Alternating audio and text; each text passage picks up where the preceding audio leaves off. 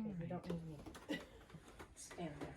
I'm in the attic on the top layer. There's electrical panels, 2 of them here. Sure, there's more than that throughout this place. You can see it's all been insulated. The roof looks to be in very good shape from the inside. A lot of boards have been redone, replaced. Lots of insulation, just basically storage up here. But it's a big space that could easily be turned into living quarters or another unit or 2 if you had stairs on the outside. There's the things for pressing the old sheets. It's interesting. All the windows are replaced.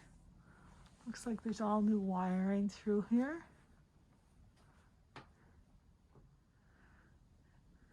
This was obviously an add-on. You can see there was cedar shingles on the original roof.